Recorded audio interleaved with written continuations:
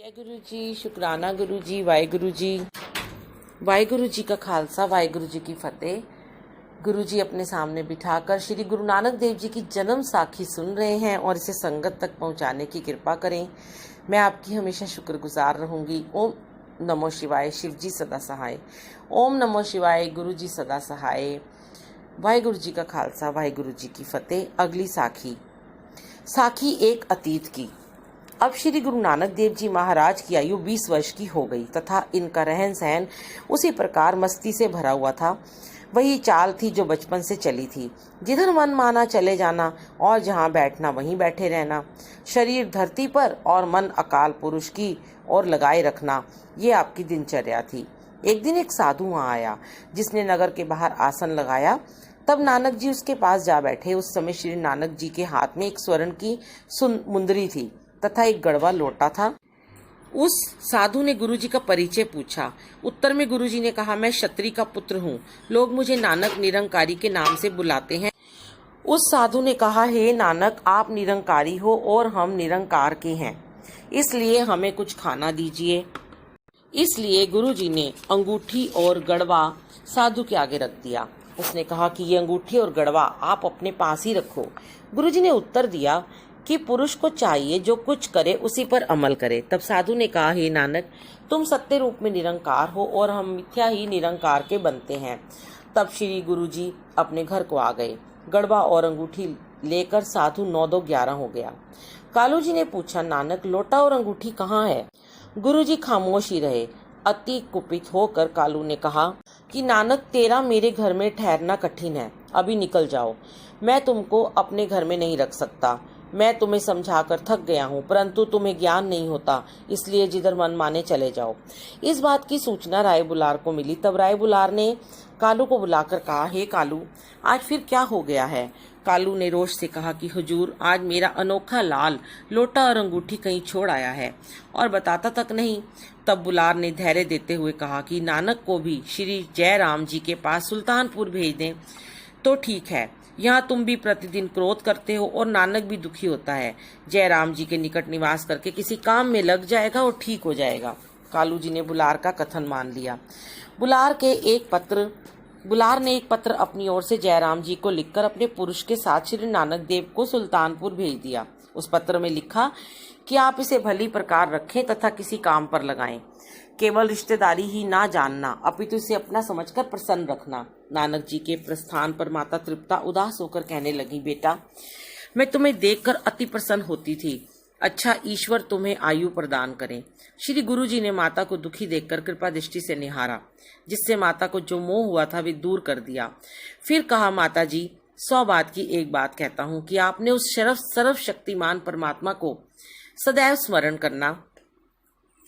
इतना कहकर तथा सबको प्रणाम कहकर बाले को साथ लेकर गुरुजी सुल्तानपुर की ओर चल दिए।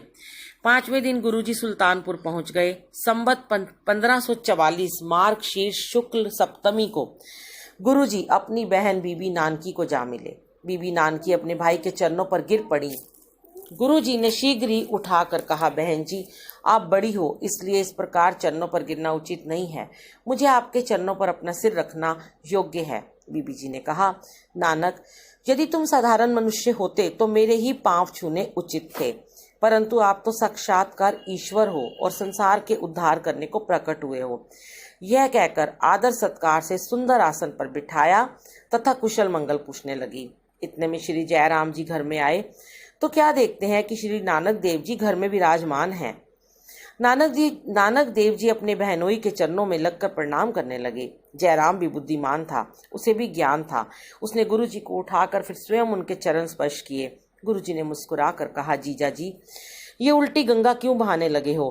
अर्थात नमस्कार तो मुझे करनी उचित है, परंतु आप उल्टा क्यों कर रहे हो? तब जयराम जी ने कहा, हे गुरुजी, संसार की दृष्टि में भले ही आप मेरे साले हैं, परंतु मेरे नेत्रों में बैठकर देखो, तब सत्य तत्व का पता चलता है। मैं जानता हूं कि आप संसार को तारने को मनुष्य बन सच्चिदानंद ही प्रकट हुए हैं। ये मेरी दृढ़ धारणा है। आज मेरे जैसा भाग्यशाली और कौन है कि जिसके घर में समस्त संसार का स्वामी विराजमान हो। अब आपको कोई भी तकलीफ ना होगी। जिस कार्य के लिए आपने नर तन धारण किया है, उसी कार्य को निसंकोच करो। तब गुरुजी ने कहा कि यदि लोक हित के लिए कोई काम किया जाए तो अच्छा है। जयराम ने कहा, जैसी आपकी इच्छा। अच्छा, आप ये बताओ कि आपने तुर्की भाषा सीखी है या नहीं?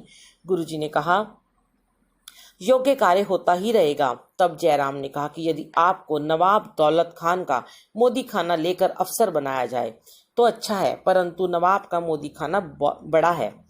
गुरुजी ने कहा, कोई बात नहीं, वह करतार सब कुछ करने को समर्थ है। श्री गुरु नानक देव जी मोदी खाने का कार्यभार को सहन करने के लिए तैयार देखे तो नानकी ने कहा, भाई जी, मेरा विचार है कि अपनी प्रकृति के अनुसार भजन करो तो ठीक है। जहाँ भगवान हमें खाने पहनने को देता है वहाँ आपका भी गुजारा हो सकता है। आप तो परमात्मा के रूप हो। फिर नानकी जी ने जयराम जी से कहा कि आप नानक देव जी को संसारी झंझटों में ना डालो। मेरा भाई तो साधुओं का प्यारा है, इससे काम नहीं लेना चाहिए। इस पर श्री गुरु नानक देव जी कहने लगे, बहन जी, पुरुष को सदैव कमा कर ही खाना उचित है, इससे पवित्रता होती है। तब नानकी जी ने कहा, जैसी आपकी इच्छा। फिर नानकी जी ने जयराम से कहा कि आप मेरे भाई की सगाई का भी ध्यान रखें। जब भाई गृहस्थी हो जाएगा तब कमाई की ओर भी स्वयं अग्रसर हो जाएगा। जयराम जी ने कहा, सुनो जी, जब काम पर लग जाएगा तब स्वयं सगाइयाँ चली आएंगी, इसकी चिंता व्यर्थ ना करें, उतावली होना ठीक नहीं। तब नानकी जी ने कहा, मैं तो नादान हूँ और आप बुद्धिमान हैं, जो कुछ भी उचित होगा वही करेंगे। तब जयराम जी ने मार्गशीर्ष शुक्ल चतुर्दशी के दिन नवाब दौलत खां से गुरु जी का मेल करवाया और जयराम जी ने नवाब को कहा कि आपने एक बार मोदी खाने के लिए कहा था, सो आपके हुक्म अनुसार ये जवान जिसका नाम नानक देव है लाया हूँ, आप इसे मोदी खाने का काम दो। नवाब ने श्री गुरु जी की मनमोहिनी ईश्वरीय सूरत देखकर प्रसन्न होकर कहा कि नानक देव बुद्धिमान दृष्टि गोचर होता है, आशा है कि मोदी खाने को भली प्रकार संभाल लेगा। ये कहकर मोदी खाने पर श्री नानक देव जी को लगा दिया गया। बीबी नानकी को अत्यंत प्रसन्नता हुई। साखी मोदी खाने की। संवत 1547 मार्ग शीर्ष मास की पूर्णमासी वीरवार के दिन जयराम जी ने 1 सहस्त्र रुपया पेशगी गुरु जी को नवाब से दिया गया। गुरु जी कुछ काल मोदी खाना चलाते रहे।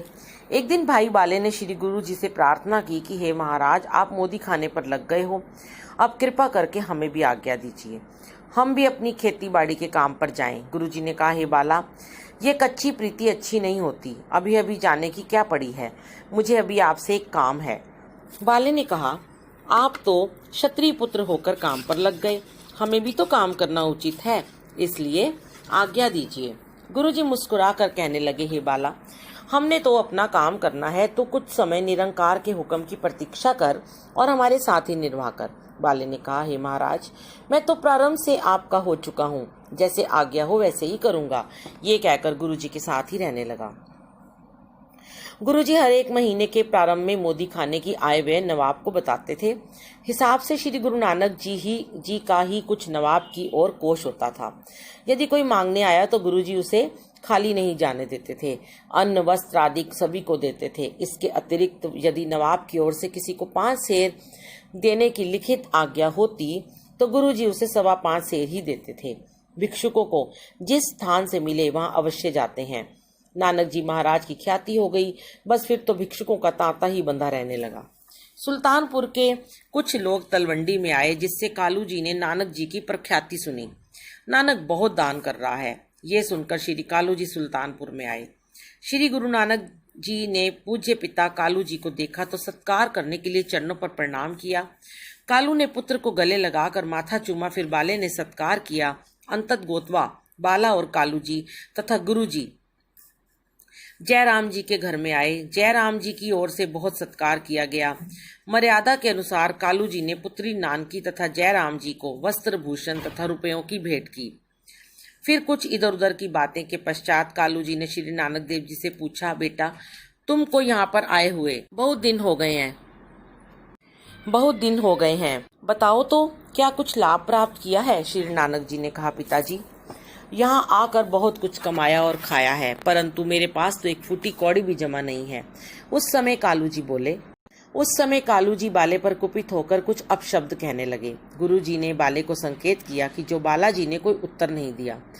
कालू जी ने फिर जयराम जी से कहा कि आपने नानक देव की ओर ध्यान नहीं दिया तथा इसकी सगाई का भी प्रबंध नहीं किया। बीबी नानकी जी को पिताजी की बात कुछ अखरी और कहने लगी। पिताजी, जब से मेरा भाई यहाँ आया है तब से इसने आपकी कोई हानि नहीं की। आपको प्रसन्नता होनी चाहिए कि नानक काम पर लगा हुआ है। अब आप ये नहीं कह सकते कि नानक बेकार बैठा रहता है। वह दिन दूर नहीं जब कुछ एकत्र भी करेगा, तथा हम लोग सगाई के पीछे लगे हुए हैं। आप चिंता न करें। जयराम ने कहा, हमने एक जगह देखी है। मूला नाम का एक चौना क्षत्रिय है। पखो रंधावे में निवास करता है। उसकी पुत्री युवा है। वह पखो के रंधावे का पटवारी लगा है। यह पुण्य का संबंध है। हमने वहां ही नानक की सगाई की आशा कर रखी है। आगे जो उस परमात्मा की इच्छा है वही होगा। जयराम जी ने कहा, हे मेहता जी, मैं तो चाहता हूं कि आप और माता जी भी यहाँ सुल्तानपुर आ जाओ। तब कालू ने कहा, जयराम, यह उचित नहीं। उधर पटवार का सारा काम मेरे ऊपर है, इसलिए मुझे नहीं रहना चाहिए। परंतु जिस समय नानक की सगाई होने वाली हो तो उस समय मुझे शीघ्र ही बुला लेना तथा इसका ध्यान रखना, कहीं ये धन को व्यर्थ ना गंवा दे। नानक जी ने कहा, पिताजी, आप अपने भाग्य महान जानो जो भाई नानकी जी ने कहा, पिताजी, आप अपने भाग्य महान जानो जो भाई नानक का मन यहाँ लगा है और काम कर रहा है। पिताजी, अब मेरा प्यारा भाई अपनी कमाई का धन बचाकर किसी भिक्षु को दान रूप में कुछ देता है तो उससे हमारी अथवा आपकी क्या हानि है। यदि किसी बुरे काम में लगाए तो हम उसे रोक सकते हैं, अपितु भलाई से रोकना तो पाप है। एक बात की अवश्य चिंता थी कि नानक देव के निकट सदैव मांगने वाले साधु रहते हैं और नवाब का स्वभाव कड़वा है। जब कभी हम देखते हैं तो मोदी खाने के आगे साधु संतों और मांगने वालों का तांता बंधा होता है और नानक किसी को भी कुछ दिए बगैर खाली नहीं लौटाता। नवाब के स्वभाव से प्रभावित होकर हम लोग भयभीत रहते हैं कि कहीं सरकारी धन में कोई कमी ना आ जाए। परंतु पिताजी, जब कभी हिसाब का निरीक्षण होता तो सदैव नानक का ही पल्ला भारी निकलता है। इसलिए हमें विश्वास हो जाता है कि नानक देव अवश्य कोई अवतार हैं, साधारण जीव नहीं। इसलिए हम लोग नानक देव को कुछ नहीं कहते। ये सुनकर कालू जी ने कहा, हे जयराम जी, अब जब कभी मोदी खाने का निरीक्षण हो तो नानक के कुछ रुपए अधिक निकलें तो उसी समय वे रुपए अपने अधिकार में कर लेना। इस काम के परामर्श के लिए भाई बाले की सहायता की चाहिए। फिर बाले को बुलाया गया और कहा गया कि हे बाला, तू एक बुद्धिमान है, इसीलिए नानक की देख रेख तेरे ऊपर रखी गई है। तुझे इस बात की ताकीद की जाती है कि नानक को फिजूल खर्ची से सदा सुचेत रखो। इस बात से बाले को कुछ क्रोध हुआ और कहने लगा, हे पटवारी जी, आप ये स्वप्न में भी ना समझे कि नानक से मैं किसी प्रकार का लाभ प्राप्त कर रहा हूँ। मेरे लिए तो एक फूटी कौड़ी भी जो बना कर लेनी है ये बुरी चीज के तुल्य है। हे मेहता जी, आप तनिक मन में विचार करें कि नानक कोई बच्चा नहीं जिसे हम डांट डपट कर अपनी इच्छा के अनुसार कर सकें। यदि कुछ अधिक कहें तो अपने अपमान का भय है। हे पटवारी जी, यदि आप मुझसे सत्य पूछते हैं तो मैं अपने अनुभव से कह सकता हूँ कि तेरा पुत्र नानक सारे संसार का पिता है। उसका प्रत्येक कर्तव्य अमनुष्य है। उससे हानि की संभावना निरर्थक है तथा अपनी अल्पज्ञता का चिन्ह है। इतना कहकर बाला किसी विशेष ध्यान में निमग्न हो गया। फिर अचानक बोला, कालू जी, हमने तो निश्चय कर रखा है कि नानक का विवाह शीघ्र अति शीघ्र हो जाए तो वह स्वयं गृहस्थ की ओर अग्रसर होगा, जिससे फिजूल खर्ची अपने आप रुक जाएगी। इस कार्य के लिए श्री जयराम जी पर्याप्त हैं, आप निश्चिंत रहें। जय गुरु जी, शुक्राना गुरु जी। ये साखी अभी कंटिन्यू करेंगे अगले अध्याय में। वाहिगुरु जी का खालसा, वाहिगुरु जी की फतेह। ओम नमो शिवाय। शिव जी सदा सहाय। ओम नमो शिवाय। गुरु जी सदा सहाय। जय गुरु जी, शुक्राना गुरु जी। जय गुरु जी।